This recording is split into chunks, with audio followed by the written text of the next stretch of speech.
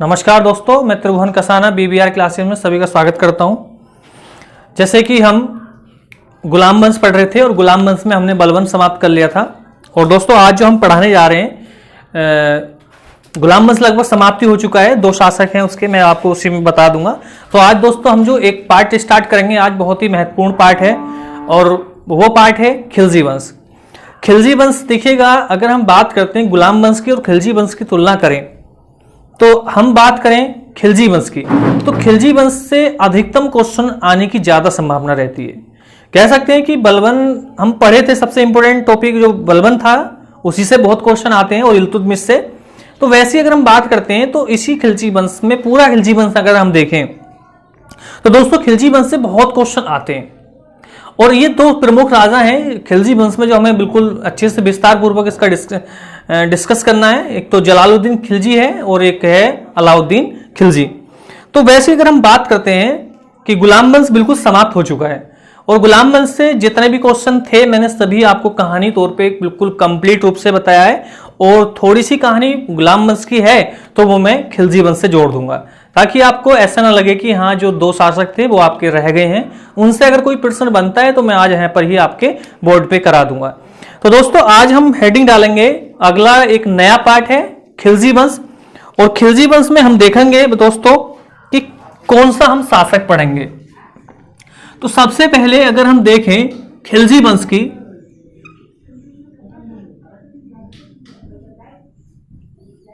खिलजी वंश, और खिलजी वंश की अगर हम बात करते हैं तो दोस्तों ये चला है 1290 से लेके 1320 तक। और इसी खिलजी वंश की अगर हम देखते हैं, इस वंश को खिलजी क्रांति के नाम से भी जाना जाता है। खिलजी क्रांति, या कह सकते हैं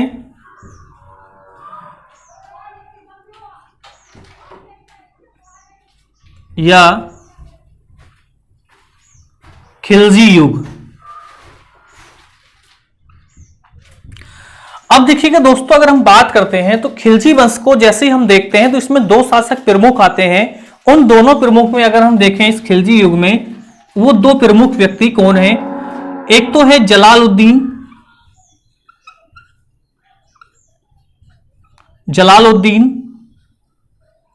खिलजी, और एक आता है इसमें सबसे प्रसिद्ध जो राजा रहा है, सुल्तान रहा है, अलाउद्दीन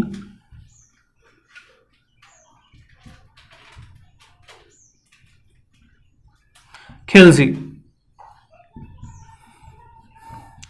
अगर हम बात करते हैं कहीं से क्वेश्चन आए या ना आए खिलजी वंश में, इन दोनों से क्वेश्चन आपको निश्चिंत ही आपको मिलेगा।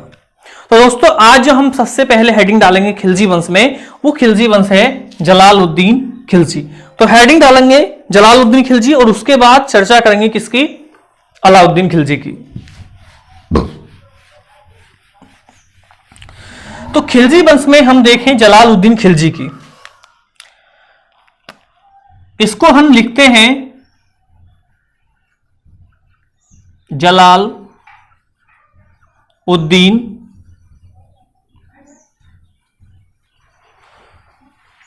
फिरोज खिलजी। पूरा नाम है इसका जलालुद्दीन फिरोज खिलजी। अब देखिए दोस्तों, मैं कुछ कहानी आपको ये बताना चाह रहा हूं कि जो बलवन था, कि बलवन के मरने के बाद गुलाम वंश का क्या हो जाता है दोस्तों? पतन हो जाता है। तो आखिर जलालुद्दीन खिलजी कहां से आया, इसके बारे में देखना है। और जब बलवन के मरने के बाद गुलाम वंश की स्थिति क्या रही थी, तो दोस्तों मैं आपको बताना चाहता हूं कि जो जलालुद्दीन खिलजी था, बलवन के मरने के बाद वो केकूबाद के संरक्षण करने लगता है। बलवन के मरने के बाद दोस्तों अगर हम बात करते हैं, थोड़ी सी कहानी मैं आपको बता रहा हूं अलग से, कि जब बलवन की मृत्यु हो जाती है तो दोस्तों बलवन की मृत्यु के बाद इसी का पोता या इसी को पौत्र बोल सकते हैं, जिसका नाम था केकूबाद। केकूबाद कह सकते हैं कि दिल्ली का क्या बनता है, ये सुल्तान बनता है। इसी केकूबाद की अगर हम बात करते हैं तो इसी का रक्षक बनने आया था जलालुद्दीन।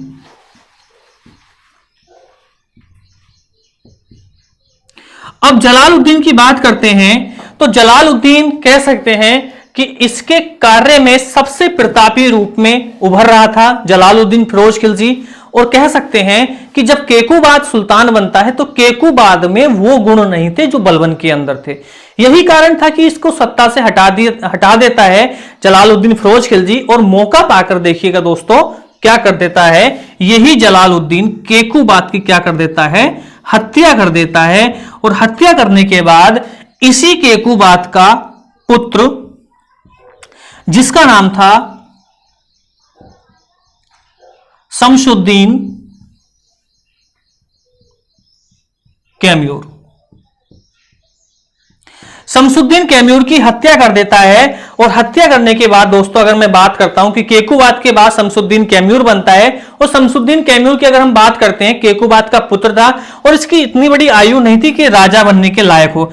यह मात्र 3 वर्ष का था और 3 वर्ष की आयु में कुछ समय पश्चात जलालुद्दीन खिलजी इसका भी संरक्षण करता है। लेकिन जब इसकी शक्ति देखता है कि भाई ये राजा बनने के लायक नहीं और सारे कार्य कौन कर रहा है, जलालुद्दीन खिलजी करता है। तो जलालुद्दीन खिलजी को खुद लगता है कि अब बलवनी वंश में या गुलाम वंश में या बलवन का कोई उत्तराधिकारी ऐसा नहीं है जो कि एक तरह से लंबे समय तक क्या चला सके, वो शासन चला सके। इसीलिए दोस्तों क्या कर देता है, यही जलालुद्दीन इस 3 वर्षीय पुत्र शमसुद्दीन कैम्यूर की हत्या कर देता है। और हत्या करने के बाद देखिएगा इस शमसुद्दीन कैम्यूर की कम से कम बताते हैं कि कई महीनों तक इसकी लाश सड़ते रहती है दिल्ली में और इस लाश को दफन भी नहीं किया जाता है। और इसको छोड़कर यही जलालुद्दीन खिलजी की अगर हम बात करते हैं दोस्तों, जब शमसुद्दीन कैम्यूर की मृत्यु हो जाती है तो यही जलालुद्दीन दिल्ली छोड़कर अगर हम बात करते हैं तो ये भाग जाता है किलेखरी। और किलेखरी में जाकर क्या करा लेता है, यही बलवन का लाल किले में अपना राज्याभिषेक।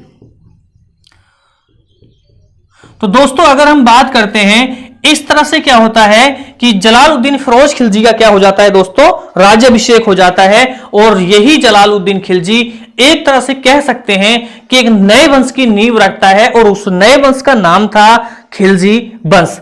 अब देखिएगा दोस्तों अगर हम बात करते हैं कि जलालुद्दीन फिरोज खिलजी का हमने कुछ तो जीवन यहां पे देखा, लेकिन वास्तविक जलालुद्दीन खिलजी है क्या, तो अब हम देखते हैं जलालुद्दीन खिलजी के बारे में कि भाई ये तो कहानी थी केकूबाद शमसुद्दीन कैम्यूर की के साथ क्या भूमिका रही थी जलालुद्दीन फिरोज खिलजी की।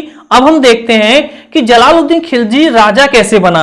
कह सकते हैं कि राजा बनने के दौरान इसके सामने क्या क्या बड़ी समस्याएं थी।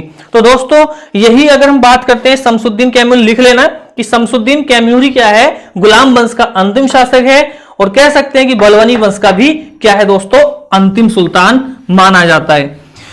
अब देखते हैं जलालुद्दीन फिरोज खिलजी के बारे में। जलालुद्दीन फिरोज खिलजी की अगर हम दोस्तों बात करते हैं तो यही जलालुद्दीन खिलजी जिस समय राजा बनता है तो राजा बनने के दौरान जो इसकी आयु थी दोस्तों वो मात्र 17 वर्ष थी। 17 वर्ष का एक वृद्ध क्या बनता है, ये सुल्तान बनता है। और ये पहला हिंदुस्तान का ऐसा राजा है जो कि सबसे वृद्ध आयु में क्या बना था दोस्तों, सुल्तान बना था। कह सकते हैं कि 70 वर्ष की आयु इसकी हो चुकी थी। अब हम जलालुद्दीन खिलजी की अगर हम बात करते हैं कि भाई सबसे वृद्ध सुल्तान है, क्या शासन कर पाएगा लंबे समय तक, तो दोस्तों शासन तो लंबे समय तक नहीं कर पाया, लेकिन इसकी अगर हम बात करते हैं कि बहुत ही उदार प्रवृत्ति का ये क्या था, राजा था। कह सकते हैं कि तलवार के बल पर ये बिल्कुल भी शासन करना नहीं जानता था, बहुत ही शांति प्रिय था। मैं मानता हूं कि केकूबाद किसने हत्या करी है, मैं मानता हूं कि शमसुद्दीन कैम्यूर किसने हत्या करी है, लेकिन जब राजा बनता है तो राजा बनने के बाद बताते हैं कि इसने तलवार के जो थे तलवार का बिल्कुल ही क्या कर दिया, इसने त्याग कर दिया। और ये एक शांति प्रिय रूप से क्या करना चाहता था, शासन करना चाहता था। दोस्तों अगर हम बात करते हैं कि जब इसकी 70 वर्ष की आयु में किलेखरी में अगर हम बात करें, किलेखरी में राज्याभिषेक होता है तो बताते हैं कि किलेखरी में मात्र 30 दिन रुकता है। 30 दिन रुकने का अगर हम बात करते हैं तो मुख्य कारण यही था कि ये दिल्ली में प्रवेश 30 दिन के बाद करता है। मुख्य कारण क्या था तो मैं आपको बताना चाहता हूं कि जिस समय शमसुद्दीन कैम्यूर की इन्होंने हत्या करी थी तो हत्या के दौरान जो भी कोई वहां के व्यक्ति थे, जो तुर्की अमीर सरदार थे, जो उलेमा वर्ग थे, जो मौलवी काजी थे, जो कह सकते हैं कि कुछ अन्य वर्ग के लोग थे, वो नहीं चाहते थे कि कोई अन्य व्यक्ति क्या करे, दिल्ली पे शासन करे और ऐसा शासन करे जिसकी आयु कह सकते हैं कि 70 वर्ष से 80 वर्ष के बीच में है। तो लोगों को यही लग रहा था कि कोई भी शासक बने वो खिलजी कह सकते हैं वो गुलाम वंश का ही बने, गुलाम वंश का ही वंशज बने, चाहे वो बलबन का वंशज हो, चाहे वो इल्तुतमिश का वंशज हो या किसी अन्य कुतुबुद्दीन ऐबक का वंशज हो। वो किसी नए सुल्तान का, नए राजा का शासन नहीं चाहती थी जनता। इसलिए कह सकते हैं कि एक नए सुल्तान कह सकते हैं एक नए वंश का शासन जनता झेलना पसंद नहीं कर रही थी। इसीलिए तो मैं आपको बताना चाह रहा हूं कि 30 दिन ये कहां रुका, किलेखरी में रुका और किलेखरी को ही क्या बताता है, ये किलेखरी को ही क्या बना लेता है, दिल्ली की राजधानी बना लेता है। दोस्तों अगर मैं बात करता हूं कि इसने अपनी राजधानी चेंज करती है, दिल्ली की राजधानी अभी तक दिल्ली चल रही थी लेकिन अब जो राजधानी बना चुका है उसका नाम है किलेखरी। तो दोस्तों आगे देखते हैं आगे की कहानी क्या है। अगर हम देखें जलालुद्दीन फिरोज खिलजी की, तो दोस्तों ये व्यक्ति जब 30 दिन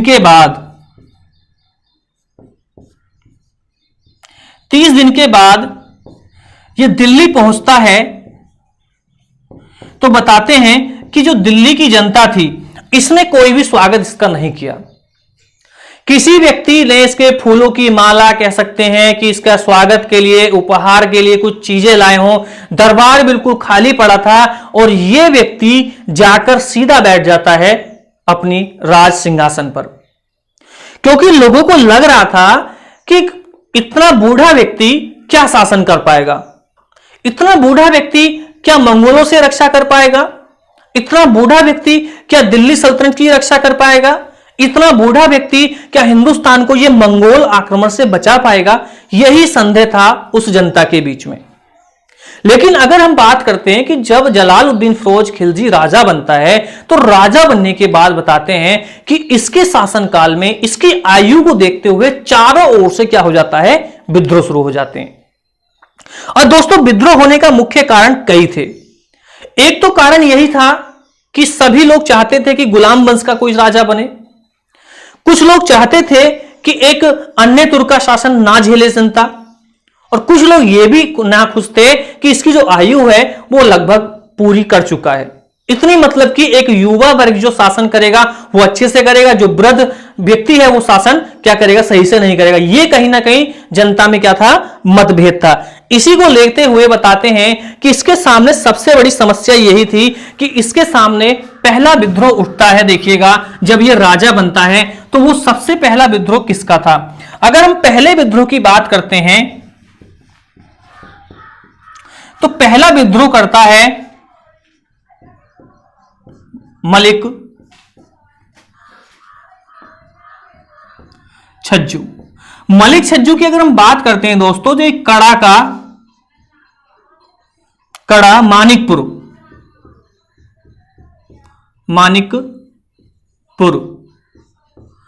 कड़ा मानिकपुर का क्या था, ये सूबेदार था।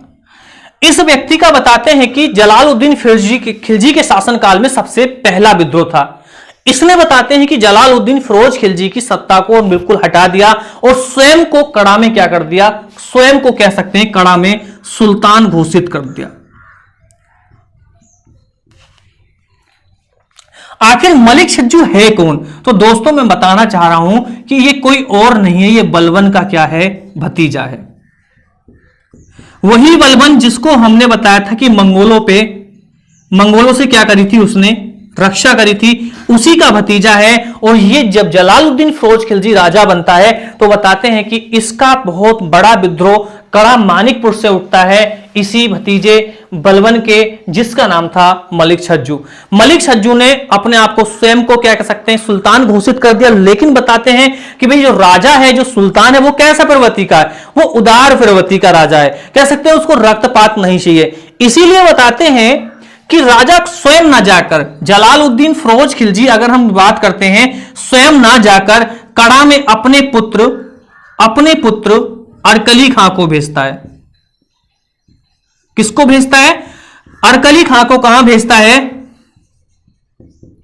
अरकली खां को इस विद्रोह का दमन करने के लिए कड़ा मानिकपुर भेजता है। लेकिन बताते हैं कि जब कड़ा मानिकपुर अरकली खां पहुंचता है सेना लेकर, तो दोनों सेनाओं में युद्ध होता है। तो युद्ध के दौरान बताते हैं कि कड़ा मानिकपुर के सूबेदार मलिक छज्जू का समर्थन करने के लिए दोस्तों अगर हम बात करते हैं, अवध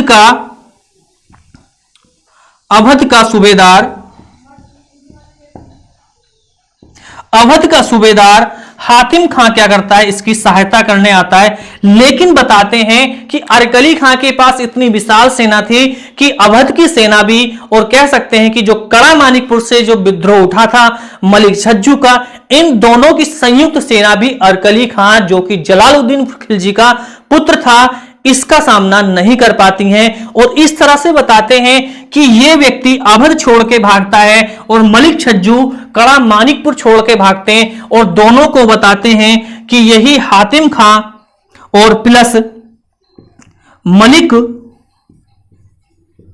मलिक छज्जू को, इन दोनों को बताते हैं कि अरकली खां क्या बना लेता है, बंदी बना लेता है। और बंदी बनाते हैं कि कहां बनाता है? बदायूं में। तो दोस्तों इन दोनों को बंदी बनाकर यही अरकली खां, देखिएगा, यही अरकली खां बदायूं से बंदी बनाकर इन्हीं को लाता है कहां पर? दिल्ली। और जब दिल्ली में लाता है तो दिल्ली का राजा कौन है? जलालुद्दीन फिरोज खिलजी। दोस्तों जब दिल्ली लाया जाता है तो बताते हैं कि यहां पर जब जलालुद्दीन फिरोज खिलजी के सामने पेश किया जाता है, हातिम खां एवं मलिक छज्जू को बेड़ियों में बांधकर, कुछ घायल अवस्था में, कहीं ना कहीं चोट फेंट इनके लगी हुई थी। तो बताते हैं कि यहां पर जब राजा के सामने, जलालुद्दीन फिरोज खिलजी के सामने इनको उपस्थित किया जाता है दोनों को, तो बताते हैं कि इनको देखकर बताते हैं कि जलालुद्दीन फिरोज खिलजी की आंखों में आंसू आ जाते हैं। देखिएगा कितना बड़ा दयालु व्यक्ति है। दोनों को देखकर आंखों में आंसू आ जाते हैं जलालुद्दीन फिरोज खिलजी की, और सोचता है कि मैंने इनके साथ कुछ ना कुछ गलत किया है। दोस्तों देखिएगा कितना बड़ा व्यक्ति है। गलत किसने किया है? मलिक छज्जू एवं हातिम खान ने। लेकिन आंसू किसके आंख में आ रहे हैं? जलालुद्दीन फिरोज खिलजी की।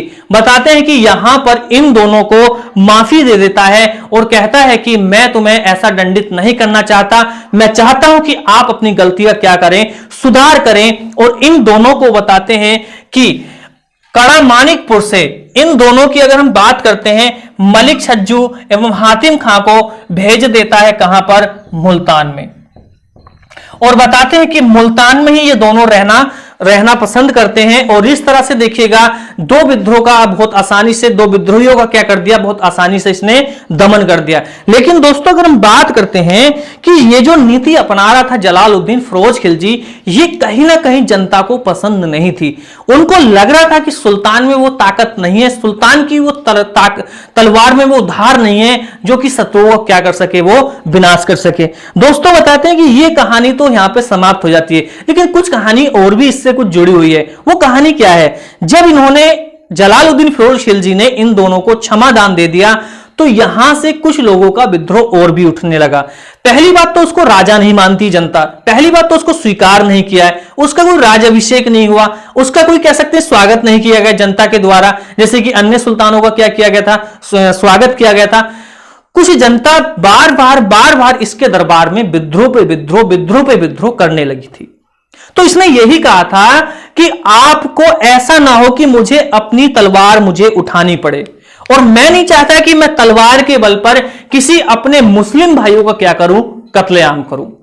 मैं रक्त बहाना नहीं चाहता हूं, इसीलिए सभी लोग मेरी बात को स्वीकार करें और मुझे सुल्तान माने और मेरी बात पे ही अमल करें। मेरी भुजाओं में कह सकते हैं कि इतनी क्षमता है, इतनी ताकत है कि मैं अपनी दिल्ली की जनता की खुद स्वयं रक्षा कर सकता हूं। बताते हैं कि प्रवचन जलालुद्दीन खिलजी बहुत देता था, बातें बहुत करता था, इसीलिए जनता को इस पर संदेह था। दोस्तों अभी देखिएगा, दूध का दूध पानी का पानी में कर देता हूं। क्या जलालुद्दीन खिलजी के सामने इतनी ताकत है इसके अंदर, या एक मंगोलों से सामना कर सकता है? तो दोस्तों मैं आपको बताना चाहता हूं कि इसकी कहानी और क्या। देखिएगा, अभी तय होना था कि ये राजा बनने रहना है या नहीं रहना है। तो देखिएगा, इसी समय बड़ा ही संकट भारत पर आता है। वो संकट क्या था दोस्तों? वो संकट ये था कि इसी समय अगर हम बात करते हैं कि मंगोलों ने क्या कर दिया, भारत पर आक्रमण कर दिया। और जिस समय आक्रमण हुआ तो उस समय खुद राजा कौन थे? जलालुद्दीन फिरोज खिलजी। और ये जो आक्रमण हुआ था 1292 ईस्वी में। इस समय बताते हैं कि जो मंगोल आक्रमणकारी थे वो दो व्यक्ति आए थे अपनी सेना लेकर। एक का नाम था उलुग खां और एक का नाम था अब्दुल्ला। इन दोनों के नेतृत्व में बताते हैं कि आक्रमण होता है पंजाब राज्य पर। और जब पंजाब राज्य पर आक्रमण होता है तो यह निश्चित तय होना था कि राजा अब देखते हैं कि क्या मंगोलों से सामना कर पाता है। वही मंगोल हैं जो कि हमें बार बार कह सकते हैं संकट में डालते रहते हैं। इल्तुतमिश के शासनकाल में ये आए थे और कह सकते हैं कि बलबन के शासनकाल में इन्होंने बहुत बड़ा आतंक मचाया था। ये मंगोल इतनी छोटी सेना लेकर नहीं आते हैं दोस्तों, 4 से 5 लाख सेना लेकर ये भारत में प्रवेश करते हैं। और इतनी बड़ी सेना कह सकते हैं, क्या जलालुद्दीन खिलजी जो एक 70 साल का आयु का बूढ़ा है, क्या वो सामना कर पाएगा? बिल्कुल ही बताना चाहता हूं मैं आपको दोस्तों कहानी कि जलालुद्दीन खिलजी भी अपनी सेना लेकर पंजाब पहुंच जाता है। और जब आमने सामने का मुकाबला होता है तो दोस्तों सभी जनता देख रही थी कि एक बूढ़ा सुल्तान इतना बहादुरी से लड़ाई लड़ रहा था कि लग रहा था कि एक नया युवक जैसे कि लड़ाई लड़ रहा हो। दोस्तों यहां पे देखते हैं कि अपनी बहादुरी का इस जलालुद्दीन फिरोज खिलजी ने क्या किया था, अपना एक परिचय दिया था। और लोगों को लगा कि जलालुद्दीन खिलजी ही क्या है, हमारा एक राजा है। और जलालुद्दीन खिलजी क्या है कि एक तरह से क्या कर सकता है, मंगोलों से रक्षा कर सकता है। तब जाकर 1292 ईस्वी में दोस्तों 2 साल के बाद जनता ने अपना इसको सुल्तान माना था। अगर मैं बात करता हूं जलालुद्दीन फिरोज खिलजी की, रक्त जरूर नहीं बहाता था, लेकिन बलबन के शासनकाल में मंगोलों पे आक्रमण करने में महत्वपूर्ण भूमिका थी इसकी। केकूबाद के शासनकाल में बहुत बड़ी महत्वपूर्ण भूमिका थी।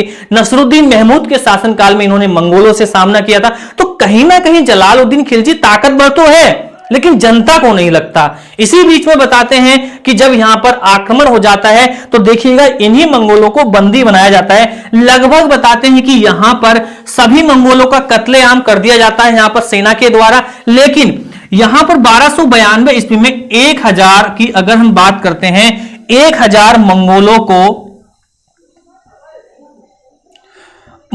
को बंदी बनाकर दोस्तों दिल्ली लाया जाता है। और जब दिल्ली लाया जाता है तो उसमें शामिल उलुग खां भी था और उसमें शामिल कौन था, अब्दुल्ला भी था। दोस्तों देखिए कितना बढ़िया राजा है आपका ये जलालुद्दीन फिरोज खिलजी। अभी तक हमने इतिहास में देखा है बलबन के शासनकाल में, नसरुद्दीन महमूद के शासनकाल में जो व्यक्ति आ रहा है मंगोलों पे आक्रमण कर रहा है, मंगोल उन्हें मार रहे हैं और राजा मंगोलों को मार रहे हैं। लेकिन दोस्तों जलालुद्दीन फिरोज खिलजी की आज मैं ऐसी नीति बताता हूं कि देखिएगा भारत पर आक्रमण करने के बाद भी इस जलालुद्दीन खिलजी ने उलुग खां एवं अब्दुल्ला से 2 ऑप्शन रखे। वो ऑप्शन क्या थे, या तो आप इस्लाम धर्म को स्वीकार कर लो या फिर आपको क्या करना होगा, भारत से बाहर जाना पड़ेगा। तो दोस्तों फिर भी देखिएगा इन अब्दुल्ला के साथ क्या करना चाहता है, ये संधि करना चाहता है। और इसी बीच में बताते हैं कि जब इनको लगता है मंगोलों को कि राजा तो यार बहुत बढ़िया है, हमने इनके शासनकाल में क्या किया, आक्रमण किया है, और राजा फिर भी क्या है, दोस्ती का हाथ बढ़ा रहा है। तो दोस्ती का हाथ उधर से क्या है कि उलुग खां भी बढ़ा देता है और अब्दुल्ला भी बढ़ा देता है। और इस तरह से देखिएगा भारत के प्रसिद्ध इतिहास में पहली बार अगर किसी राजा ने संधि की थी तो उसका नाम था जलालुद्दीन खिलजी। याद रखना दोस्तों, बहुत महत्वपूर्ण क्वेश्चन मैं आपको बता रहा हूं कि जलालुद्दीन खिलजी हिंदुस्तान का पहला ऐसा राजा है जिसने कि क्या है कि मंगोलों के साथ क्या की थी, संधि की थी। और इसी तरह से देखिएगा मंगोलों को भी भारत के अंदर एक उच्च पद मिलते हैं, उच्च कह सकते हैं कि जो मंगोलों को दिल्ली में घुसने तक नहीं दिया जाता था, उनको एक सम्मान मिलता है जलालुद्दीन फिरोज खिलजी के शासनकाल में। और इन्हीं मंगोलों के लिए देखिएगा इस जलालुद्दीन खिलजी ने किन के लिए भैया, इन मंगोलों के लिए एक नगर बसाया। उस नगर का नाम मैं आपको दोस्तों बताना चाहता हूं, इन्हीं के नाम पर रखता है मंगोलपुरी। मंगोलपुरी। तो याद रखना है दोस्तों कि मंगोलपुरी नगर किस राजा ने बसाया था, तो फिरोज जलालुद्दीन खिलजी ने बसाया था, या जलालुद्दीन खिलजी ने बसाया था। किन के नाम पर रखा था, मंगोलों के नाम पर। दोस्तों अगर हम बात करते हैं कि यह विद्रोह का क्या हो जाता है, दमन हो जाता है, और कह सकते हैं कि जो मंगोल थे इसी को अपना खुदा मानने लगते हैं कि राजा हो तो यार जलालुद्दीन फिरोज खिलजी जैसा हो, जो कि आज तक भारत पर इतने बड़े संकट उभर रहा था, लोगों को लग रहा था कि ये बार बार क्या कर रहे हैं, भारत पर आक्रमण कर रहे हैं। उसी बीच में दोस्तों मैं बताना चाह रहा हूं कि मंगोलों के साथ संधि हो जाती है, और इस तरह से दोस्तों इनके लिए एक कह सकते हैं नगर भी बसाया जाता है। मंगोलपुरी कहीं और नहीं है, ये दोस्तों दिल्ली में है, और आज भी ये देखने को हमें इन्हीं के नाम पर मिलता है। आगे चलते हैं दोस्तों, ये संकट तो हो जाता है बहुत आसानी से। और दोस्तों एक बात मैं और बताना चाहता हूं कि मंगोलों के नाम पर ही यहां से ही क्या हो जाती है, नवीनतम मुसलमानों की शुरुआत मानी जाती है। नवीनतम मुसलमानों का दोस्तों अर्थ यही है कि जो मंगोल थे ये अपने आप को मुसलमान नहीं मानते हैं, कि नए मुसलमान जो आएंगे उन्हीं को कहा जाएगा, जो भारत में नए मुसलमान होंगे उन्हीं को नवीनतम मुसलमान के नाम से भी जाना जाएगा। नवीनतम मुसलमानों की शुरुआत इसके शासनकाल से हो जाती है, लेकिन दोस्तों शासन बहुत अच्छे से चल रहा था। इसी बीच में बताते हैं कि जलालुद्दीन फिरोज खिलजी के सामने कुछ और भी विद्रोही थे जो नहीं चाहते थे कि खिलजी वंश का कोई राजा बने, या जलालुद्दीन फिरोज खिलजी क्या बने, राजा बने। बहुत अच्छा राजा था, ये तलवार के बल पे शासन नहीं करना चाह रहा। कुछ लोगों की अगर हम बात करते हैं तो इसी के शासनकाल में ठगों की अगर हम बात करते हैं, जो ठग हुआ करते थे, ठगों का कह सकते हैं लूटपाट जैसी कुछ घटनाएं हुई थी। इनके साथ भी बताते हैं कि इसने क्या कर ली थी, संधि कर ली थी। इनकी जो कुछ जमीनें भूमि थी जो अन्य राजाओं ने हड़पी हुई थी, इनको वापस कर देता है। इसी बीच में इनके खिलाफ भी क्या करता है कि उदार नीति अपनाता है।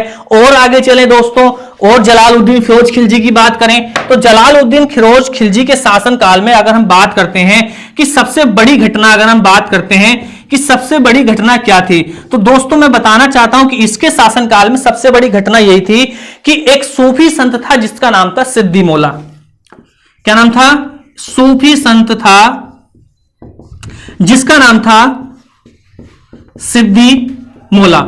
आज दोस्तों इसकी बात करते हैं कि जलालुद्दीन खिलजी से कहीं ना कहीं ये बहुत बड़ा कह सकते हैं कि बहुत बड़ा विद्रोही था। इसकी अगर हम बात करते हैं, ये कहीं ना कहीं एक ऐसा प्लानिंग बनाता है अपने कुछ दरबारियों के साथ, क्योंकि एक सूफी संत था और इसके यहां बिल्कुल कह सकते हैं कि कोई भी तुर्क अमीर हो इसके यहां जरूर माथा टेक के जाता था। कह सकते हैं कि एक प्रमुख मतलब व्यक्ति था। जलालुद्दीन फिरोज खिलजी को ऐसा लगता है कि जो सूफी संत सिद्दी मौला है वो मेरे कुछ खिलाफ कुछ लोगों को क्या है कि एक विद्रोही बना रहा है लोगों को। और इसी बीच में बताते हैं कि यही जलालुद्दीन फिरोज खिलजी अपने कुछ सैनिकों को भेजता है हाथियों के साथ, और बताते हैं कि इसको एक तरह से नीचे लिटाकर और हाथियों के पैरों के नीचे कुचलवा देता है जलालुद्दीन फिरोज खिलजी। इसी के शासनकाल की, जलालुद्दीन फिरोज खिलजी के शासनकाल की सबसे भयंकर घटना भी अगर पूछा जाए कि सबसे महत्वपूर्ण घटना, सबसे भयंकर घटना, सबसे क्रूर घटना कोई है तो वो सूफी संत सिद्दी मौला की हत्या। बताते हैं कि कुछ लोग तो ये कहते हैं कि हाथी के पैरों के नीचे कुचलाया था, और कुछ लोग ये कहते हैं कि इसको बिना किसी अपराध के इसने फांसी लगवा दी थी। दोस्तों जो भी है घटना बहुत भयंकर थी। इसी का कारण अगर हम बात करते हैं कि यही कारण था कि चारों ओर से क्या हो जाता है दोस्तों, विद्रोह हो जाता है। और विद्रोह हो जाने के बाद बताते हैं कि जहां का कड़ा मानिकपुर का मलिक छज्जू था सूबेदार, और उसको मुल्तान भेज दिया था, तो उसी की जगह कड़ा मानिकपुर की अगर हम बात करते हैं, कड़ा मानिकपुर, कड़ा मानिकपुर की अगर हम बात कर दें दोस्तों, तो जब मलिक छज्जू को हटाया गया था सूबेदार के पद से, तो वहां पर अलाउद्दीन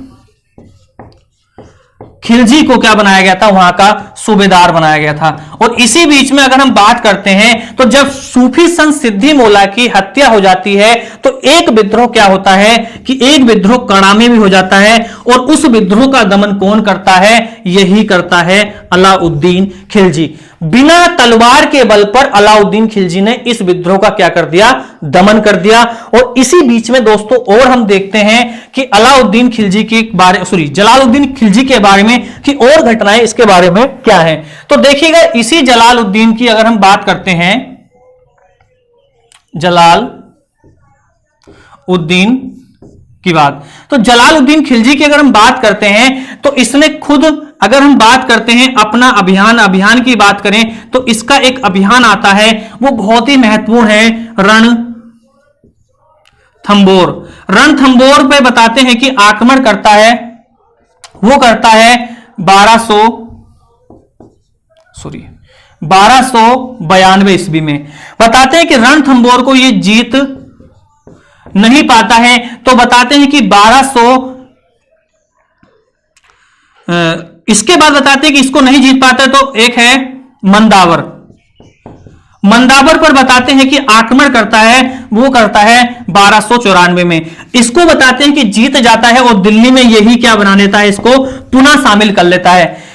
पुनः शामिल करने का मुख्य कारण यही था कि जब बलबन था, तो इस पे राजपूतों का शासन हो गया था, बलबन के हाथ से निकल चुका था, और उसको पुनः किसने मिलाया था, इसी जलालुद्दीन फिरोज खिलजी ने। और अगर हम बात करते हैं, तो इसी जलालुद्दीन खिलजी ने, अगर हम बात करते हैं, तो अलाउद्दीन जो खिलजी था दोस्तों,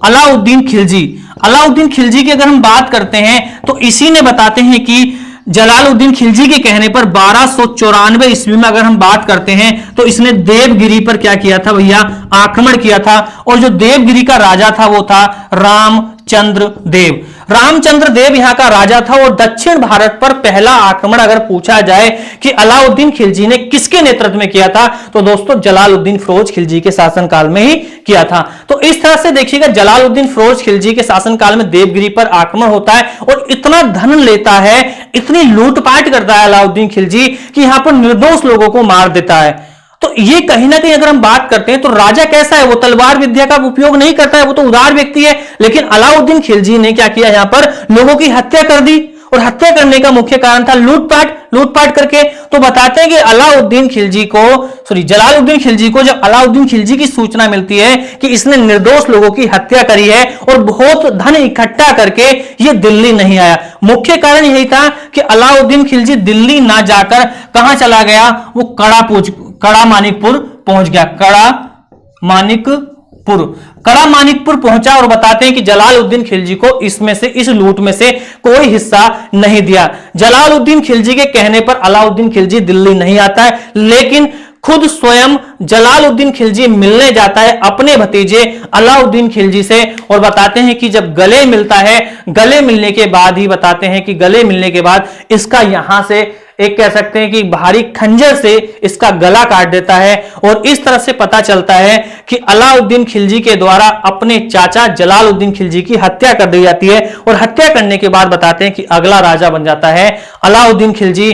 दोस्तों, अगर आपको यह बात समझ में आई हो कि अलाउद्दीन खिलजी कैसा राजा था, या कह सकते हैं कि अलाउद्दीन खिलजी का जो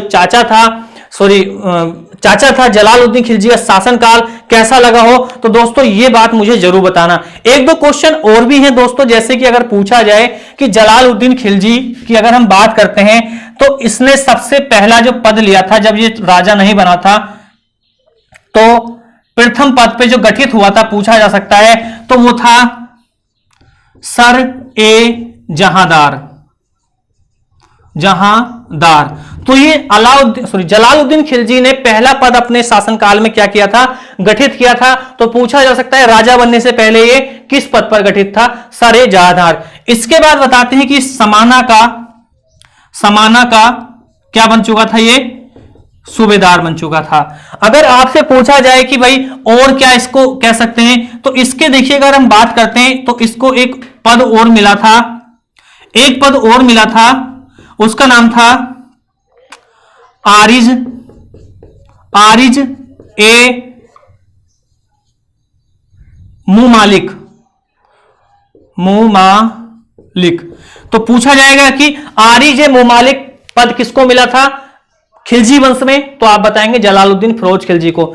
इसके बाद दोस्तों अगर हम बात करते हैं तो एक पद और आपको याद रखना है, इसको शाइस्ता खां भी कहा जाता है।